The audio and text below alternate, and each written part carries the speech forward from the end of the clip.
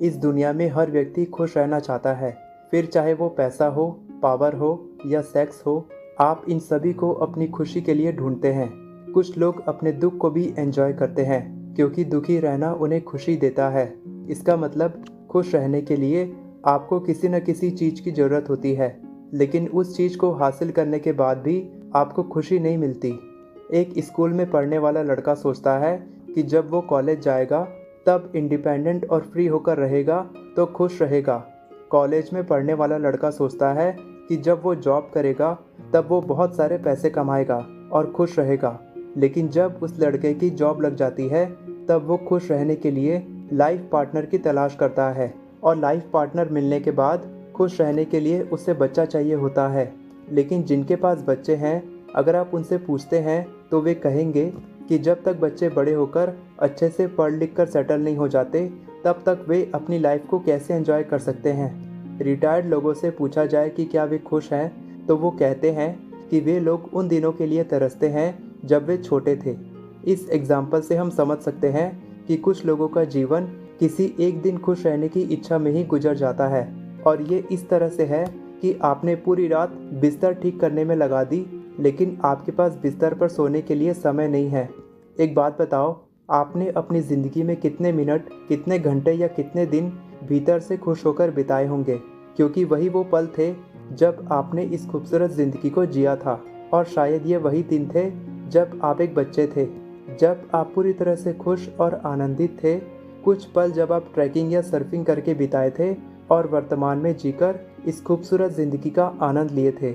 Joy, alertness, awareness और compassion के साथ अपने हर पल को जीना ही एनलाइटनमेंट कहलाता है। ज़िंदगी को देखने के दो तरीके होते हैं। एक होता है जब एक निश्चित उद्देश्य को हासिल करने के बाद आप खुश होते हैं, और दूसरा होता है जब आपकी ज़िंदगी में चाहे कुछ भी हो आप हमेशा खुश रहते हैं। तो आप इन दोनों में से किस तरह की ज़िंदगी को जीना पसंद करेंगे? ज़िंदगी में 80% आनंद और 20% दुख होता है, लेकिन आप 20% में रहकर उसे 200% कर देते हैं, और आप इसे कॉन्शियसली नहीं करते हैं। ये अपने आप आपसे हो जाता है। आपको हमेशा एक बच्चे की तरह बनना चाहिए, क्योंकि एक छोटा बच्चा एनलाइटेंड होता है। इसका मतलब वो सबकॉन्शियसली हमेशा खुश ही रहता है। एक बच्चा भीतर से आज़ाद, हर किसी के साथ मिलनसार और बिना किसी दुख के साथ अपनी ज़िंदगी बिताता है। आपको इस बात की बिल्कुल भी चिंता नहीं करनी चाहिए कि दूसरे लोग आपके बारे में क्या सोचते हैं, क्योंकि जो कुछ भी वो आपके बारे में सोचते हैं वो परमानेंट नहीं है। दूसरे लोगों के प्रति और चीज़ों के प्रति आपके ओपिनियन भी लगातार बदलते रहते हैं। तो इस बात की क्यों चिंता करना कि लोग आपके बारे में क्या सोचते हैं। आपकी चिंता आपके शरीर, मन, बुद्धि और सतर्कता पर भारी पड़ती है, और ये एक ऐसी बाधा है जो आपको खुद से बहुत दूर ले जाती है।